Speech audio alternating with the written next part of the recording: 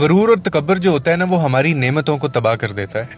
اور جب ہمیں زندگی میں کوئی نعمت ملتی ہے نا اور ہم یہ سمجھنے لگ جاتے ہیں کہ شاید یہ مجھے میری صلاحیت کی وجہ سے ملی ہے یا یہ مجھے میرے محنت کی وجہ سے صرف ملی ہے، تو یہ آدھا سچ ہے. پورا سچ یہ ہے کہ وہ صرف اللہ کے فضل کی وجہ سے آپ کو ملی ہوتی ہے.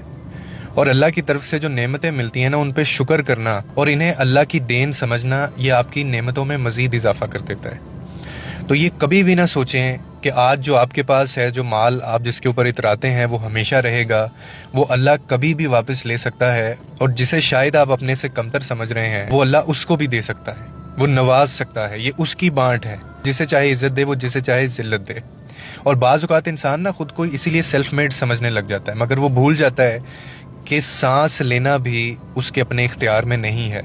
And you call it your self made. کیونکہ سچ یہ ہے کہ کسی کا سٹیٹس یا کسی کی ویلتھ یا کسی کے فالوورز یا اس کا پیسہ یا اس کا لائف سٹائل یہ اس بات کی ضمانت نہیں ہے، یہ اس چیز کی گارنٹی نہیں ہے کہ وہ انسان اپنی زندگی میں کامیاب بھی ہے اور اللہ کے نزدیک ہے. کیونکہ یہ تو وہ کافروں کو بھی دیتا ہے.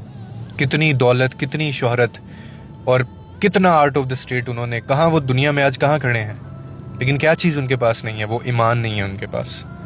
وہ کریڈٹ اللہ کو نہیں دیتے ان سب چیزوں کا، وہ اپنا ان کا ایک آئیڈیالوجی ہے. ہم کہاں پہ ویئر وی کریٹ ڈفرینس کہ ہم لوگ یہ کہتے ہیں کہ میری بھی کوشش ہے، میری بھی محنت ہے، لیکن فضل اوپر والے کا ہے، وہ یہ مجھ سے لے بھی سکتا ہے. مجھے اس پہ غرور نہیں کرنا، مجھے اس پہ تکبر نہیں کرنا، مجھے اس پہ اترانا نہیں ہے، کیونکہ سب اللہ کا دیا ہوا ہے اور وہ لے بھی سکتا ہے اور وہ کسی اور کو بھی دے سکتا ہے. اور وہ کسی اور کو اگر دے رہا ہے تو وہ آپ کے حصے میں سے نہیں دے گا، وہ اپنی بانٹ میں سے دے گا. تو اسی لیے کبھی بھی یہ نہ سمجھیں کہ آپ سیلف میڈ ہیں. اللہ سے دعا کریں اور اس کے جو دیے ہوئے پہ شکر کریں اور کریڈٹ دیا کریں اللہ تعالیٰ کو. یہ آپ کی نعمتوں میں اضافہ کرتا ہے.